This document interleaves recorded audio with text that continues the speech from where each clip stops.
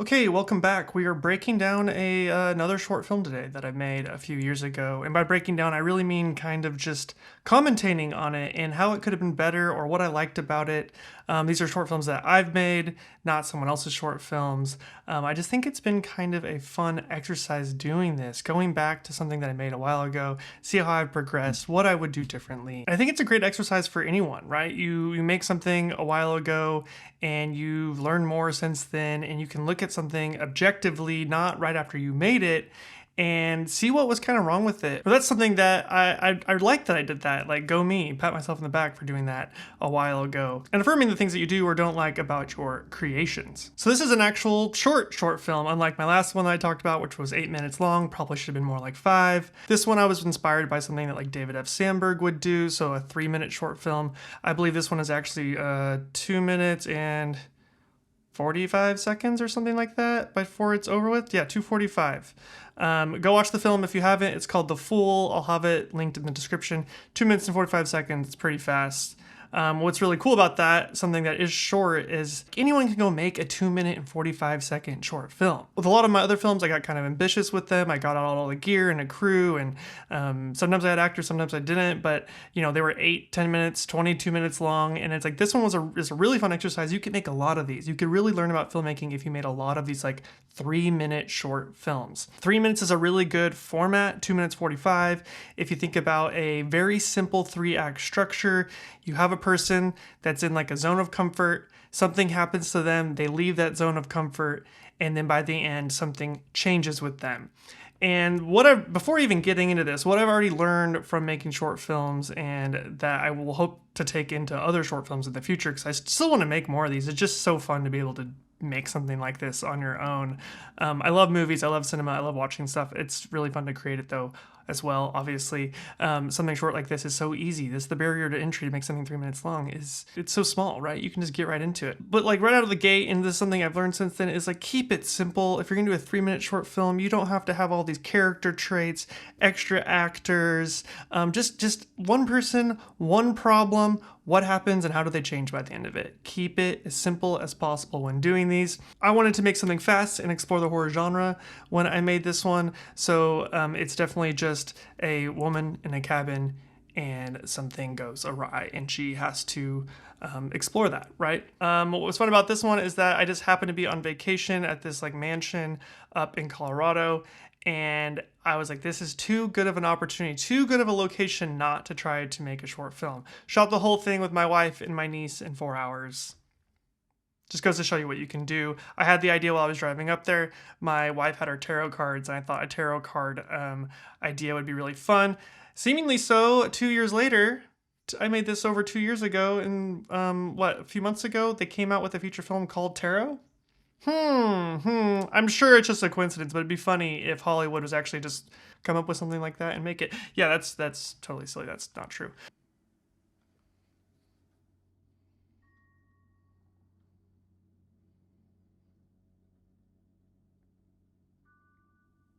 Open right with a shot that explains the entire setting, which is fun. I used a tripod tilt here. I only had a tripod and my camera and a couple tube lights when I made this. I mean, I brought more lights, but I ended up not using it because I was trying to keep it simple, shoot it quickly. And this is what you want to do. This is like why the practicing short films is so fun. How can I tell the story, but do it in the shortest, most efficient way possible for something this short?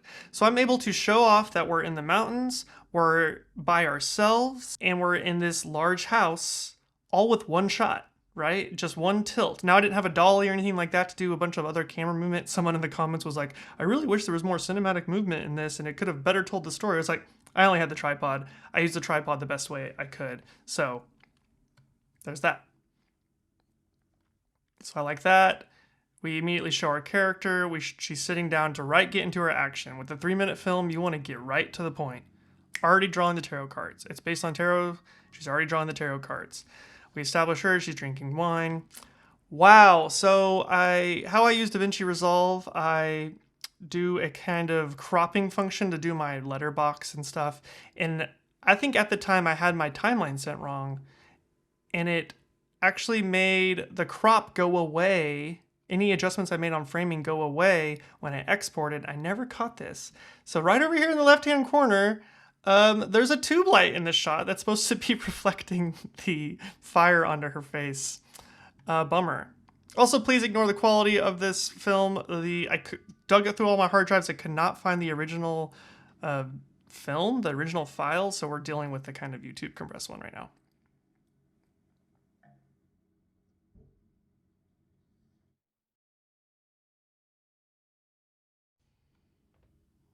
We show off the Fool. It's the title of the film.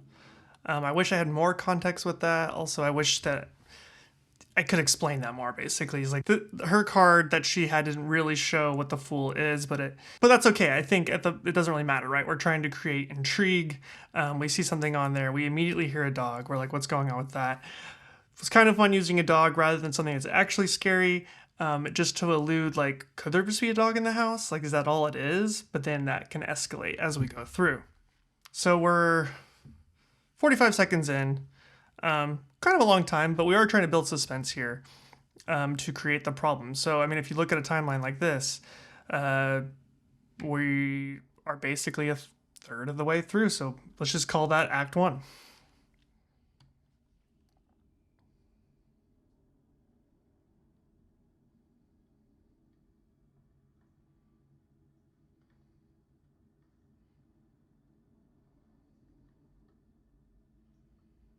So now our character is in motion, acting upon something that, the catalyst. And this one was, I was trying to play with the idea of creating something eerie in this house. Big houses like this tend to be scary on their own, especially if you're alone in them. What's behind the corners? Am I alone? Am I alone in this house? Is there something else there? It's something that we all just kind of have this primal fear. Tube lights and practical lights to light all this. I have a whole breakdown on how I lit it. If you want to go watch that, I'll link that below too. I think I even say in that video, which I think is worth noting again, is I wish I had more like wide close-ups. Like this shot here, I'm far away, I'm looking in the mirror.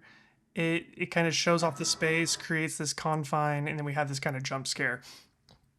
But what I, figured out when making this is like it's scarier the more you're in with the character and how scared they are. They are the reaction, right? Acting is reacting. They are the reaction to what's going on, and they help emphasize the tension or emotion that you need to feel, right? They are the ones in the place feeling it, and that's going to make the audience feel more scared. So how scared she is can also dictate how scared we are. I wish I was just a little closer with her on this. I was liking my compositions and stuff, but that doesn't mean they were actually lending to the story.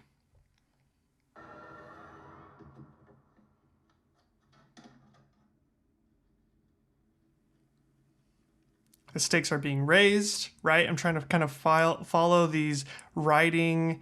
This is also a writing exercise, right? Every story you tell is also a writing exercise, and writing is something I've been getting really into. I find that I really, really enjoy it and like it. I'm actually writing another feature film now. I just started. And these little shorts like this are really good little exercises to start getting your brain to work in that way, even on the simplest form. I think the reason I was making longer films before is because I got excited about writing and I wanted to put dialogue in there and add more characters and create more drama and all that stuff. And a good lesson was definitely keep it simple if you're going to make something this short, and you don't need to do all that. Just even if you're excited about it, that's fine, but there's a practicality to it. Like there's a time and a place to do that.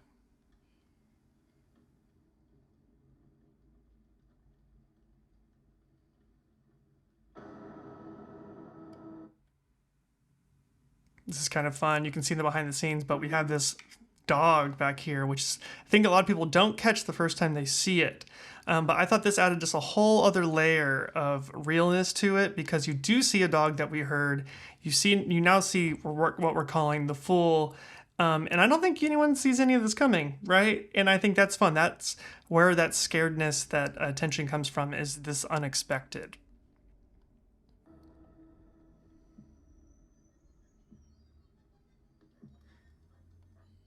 Subverting the expectations again. We think we're going to immediately see them interact, but they disappear and we hear something up above.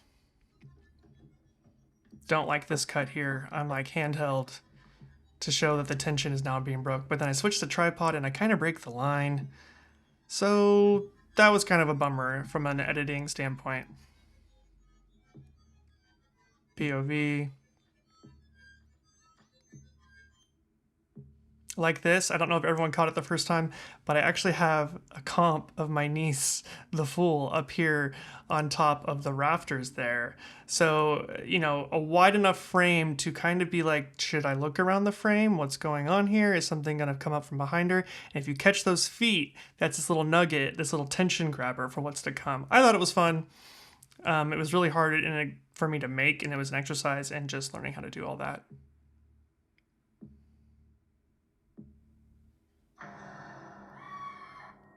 So I think ultimately the end is fine. I wish this was scarier. I did this kind of eye thing that I've seen done before, but it was something that I could do on my own, so I wanted to try it out. But I was like, if I could have done more with the face, or if I could have maybe just use a different focal length, or maybe went lower on the angle so it wasn't so point of view, something that made this just more dramatic than this is. It's a very quick shot, and I do think it has a scare to it, but I think it could have been better.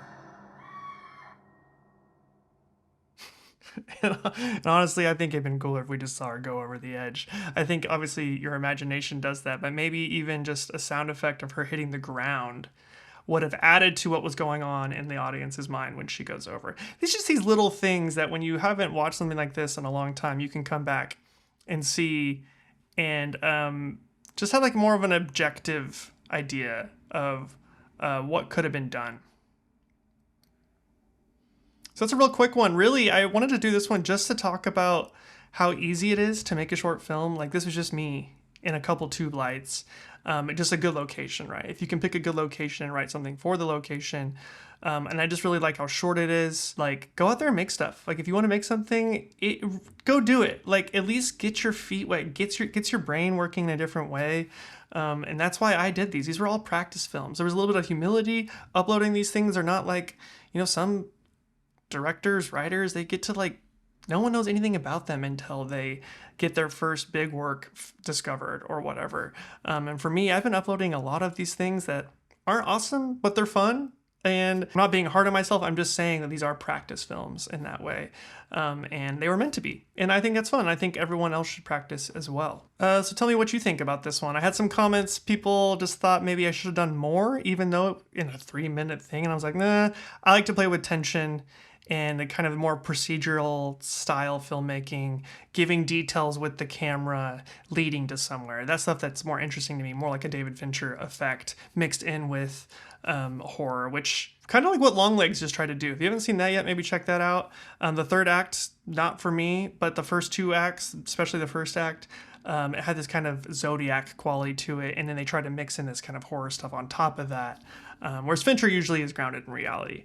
But that was fun. That's kind of what I like. So that's kind of what I was trying to do here, honestly. Like how I'm telling the story is more like a procedural way of telling the story and not your just traditional horror vibe. So that was kind of the exercise here as well from the cinematography standpoint.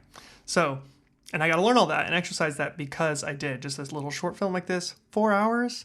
I edited it in like a couple days, and, you know, doing the 3D dog was, you know, got to get Easton involved with that, so that took some time. But so I don't think I could have done more in the 3 minutes. Maybe I could have added more drama with the beats that were already in there, but I don't think I would have added any more extra layers of stuff necessarily. It just depends what kind of film you're trying to make. Before we go, I want to talk about the sponsor of this video, which is Squarespace. Squarespace is an all-in-one platform to present your work online. Start a completely personalized website with the new guided design system, Squarespace Blueprint. Choose from professionally curated layout and styling options to build a unique online presence from the ground up. Maybe you want to start an online store to sell your photography or other products. Squarespace has the built-in functionality to get one of those up and running quickly, and I've actually been using Squarespace to run my online stores for almost a decade now.